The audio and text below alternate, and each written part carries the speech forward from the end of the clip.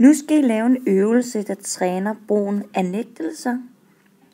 Hvis I ser på Julie her. Julie, hun er sur, og hun gider ingenting. Læg mærke til, at i taleboblen, som selvfølgelig skal bruges til at vise, at det er talesprog, hun siger, j'aime rien, je chante pas. Se næste side for mere. Det er altså talesprog, Julie bruger, når hun siger j'aime rien. Hvis det havde været skriftsprog, så skulle vi huske den forreste del af nægtelsen, nemlig ne. Som I kan se her, så er der blevet puttet en nægtelse på, nemlig ne plus m bliver til nemme.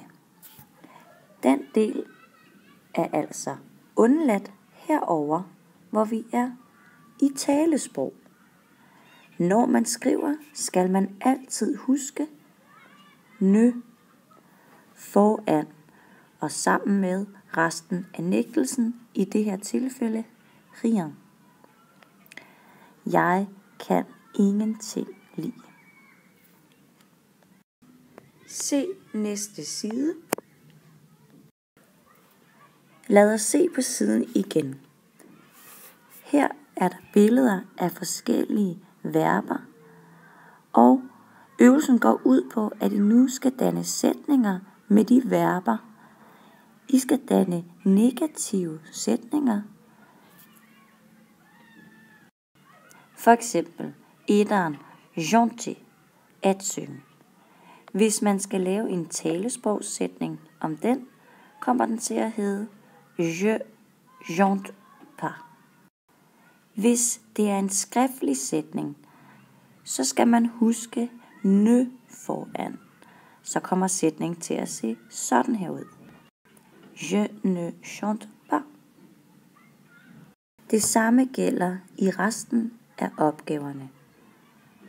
I bruger en sætning, der starter med je, jeg, laver den først mundtligt og derefter skriftligt. Lad os tage toeren en gang. Danser. Hvis jeg vil sige, jeg danser ikke mundtligt, så siger jeg je danse pas. Så ser sætningen således ud. Je danse pas. Hvis jeg skal skrive sætningen, skal jeg huske nægtelsen ne ind foran. Så den kommer til at hedde je ne danse pas. Nu er det jeres tur. På næste side skriver jeg tallet og verbet i grundform, og så skal I selv lave sætningerne. 3. Parler au téléphone. 4. Discuter. 5. Nager. 6. Dessiner. 7. Écouter de la musique. 8. Regarder la télé. Nu skal I i gang med at lave opgaverne. Lav dem sådan, at I først laver dem mundtligt, og derefter skriftligt. Så I viser, at I kan kende forskel på, når man siger noget negativt, eller når man skriver noget negativt. Jeg vil gerne have, at I laver det ud fra et skema, der ser ud på nogenlunde den her måde. Se næste side for eksempel. I den første skal vi bruge chanter. For eksempel i den mundtlige hedder den je chante pas. Og i den skriftlige del skal vi huske den lille nægtelse ne, så den hedder Je ne chante pas. Forskellen er altså, når vi skriver, så skal vi huske den her. Når vi taler, behøver vi den ikke. Jeg vil gerne have, at I udfordrer jer selv til at bruge de 3 nægtelser, som passer bedst her.